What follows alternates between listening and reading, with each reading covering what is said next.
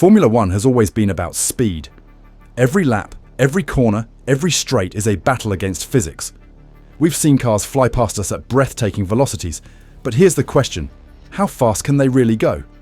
In recent years, simulations and whispers inside the paddock suggest something almost unbelievable. By 2026, Formula One cars could flirt with, or even surpass, the mythical barrier of 400 kilometers per hour. That's not just fast, it's insane. A speed so outrageous that it sounds more like rocket science than motor racing. But is this dream realistic?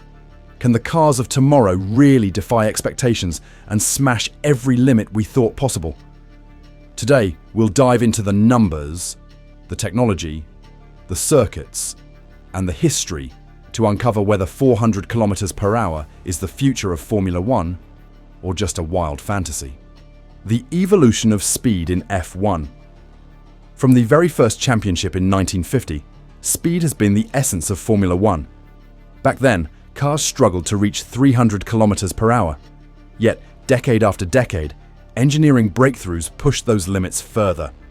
By the 1970s and 80s, turbocharged monsters were hitting speeds above 350 kilometers per hour. In the 2000s, cars with screaming V10 and V8 engines got frighteningly close to records, with Monza often serving as the temple of velocity. Today, even with heavier cars and hybrid systems, drivers like Lewis Hamilton or Max Verstappen still regularly exceed 350 kilometers per hour. That's already extraordinary, but 400. That number feels like stepping into uncharted territory. Why 2026 changes everything? So why are experts, including Mercedes boss Toto Wolff, daring to predict such crazy figures? The 2026 regulations will reshape F1 completely. Let's break it down. More electric power. The MGU-K, the electric motor, will triple in output compared to today. That means insane acceleration out of corners and relentless power delivery down the straights. Reduced drag. Aerodynamics are being redesigned to prioritize efficiency. Wings will flatten more aggressively on straights, almost like having DRS on steroids. Instead of the classic DRS, the FIA is introducing two modes. Mode Z, maximum downforce for cornering. Mode X, a low drag configuration for maximum speed, replacing DRS. Lighter cars. New rules aim to cut weight, meaning less resistance and quicker speed build-up.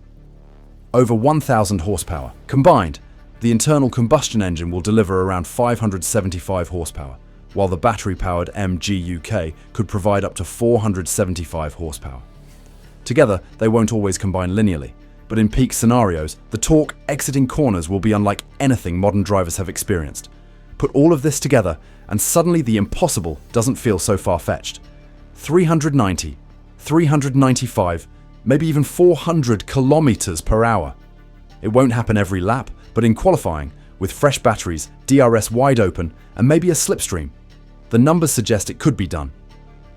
The circuits that could break records. Of course, speed isn't just about power. It's about where you unleash it. Not every track is built for 400 kilometers per hour. Here are the prime candidates. Monza, Italy, known as the Temple of Speed. Long straights, minimal drag setups, and a history of record-breaking runs.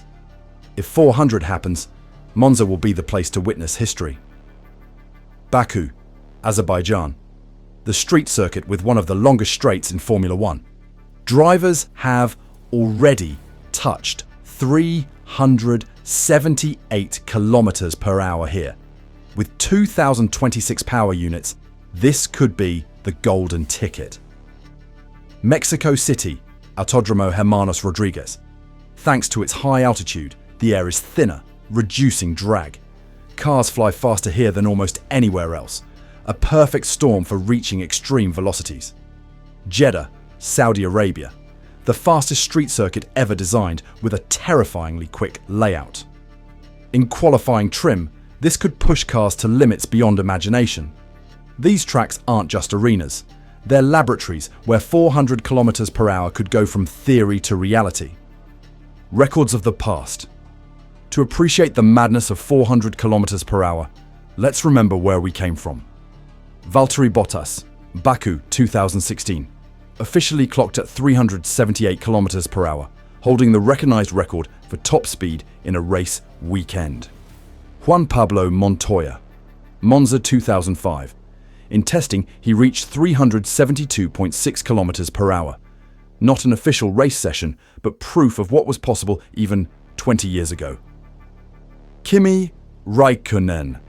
Monza 2005. A blistering 370.1 kilometers per hour during a race weekend with the mighty V10s. Pastor Maldonado and Sebastian Vettel, Mexico 2015. Both touched around 366 kilometers per hour, showing the potential of modern hybrids. And then there was Honda's crazy 2006 Bonneville project, an attempt to push an F1 car beyond 400 kilometers per hour in the salt flats. It wasn't a Grand Prix, but it showed just how obsessed the sport has been with this barrier. Honda's F1 team took a modified RA106 car to the legendary Bonneville salt flats in Utah. Behind the wheel was Alan van der Merwe, who pushed the car to 397.36 kilometers per hour, setting a new F1 speed record. As the driver recalls, "There's no feedback. You're surrounded by this vast whiteness." The track was 200 meters wide and 11 miles long. The only way you know you're going fast is because your helmet is being pulled off your head and the car is screaming in 7th gear. Every one of these records has chipped away at the ceiling. Now, with the new rules, the ceiling itself may finally shatter. The physics of the impossible. But here's the challenge. 400 kilometers per hour is not just a number. At that velocity, physics itself becomes the enemy. Air resistance. Drag grows exponentially with speed. Doubling velocity doesn't double drag. It quadruples it. Getting from 380 to 400 requires monstrous power. Tyre stability. F1 tyres are designed for grip, not land speed records. At 400 kilometers per hour, the smallest vibration could become catastrophic. Braking zones. Imagine arriving at the end of Monza's main straight at 400 kilometers per hour. Braking distances increase massively, pushing both the car and the driver to the limit. Human reaction time. At 400 kilometers per hour, a car covers 111 meters every single second. One blink, and you've traveled the length of a football field. That's why this number feels almost impossible. Yet engineers love chasing the impossible. Why it matters. Some might ask, does it even matter if cars hit 400 kilometers per hour? The answer is yes, absolutely. Breaking that barrier would symbolize the ultimate triumph of engineering. It would place Formula One above every other motorsport, even IndyCar, whose oval records top out at 385 kilometers per hour. For the fans, it's a spectacle. For the teams, it's bragging rights. And for the drivers, it's a terrifying but irresistible challenge, becoming the first human to push an F1 car into the 400 club. Will we actually see it? Now comes the hard truth. While the numbers suggest it's possible, reality might hold us back.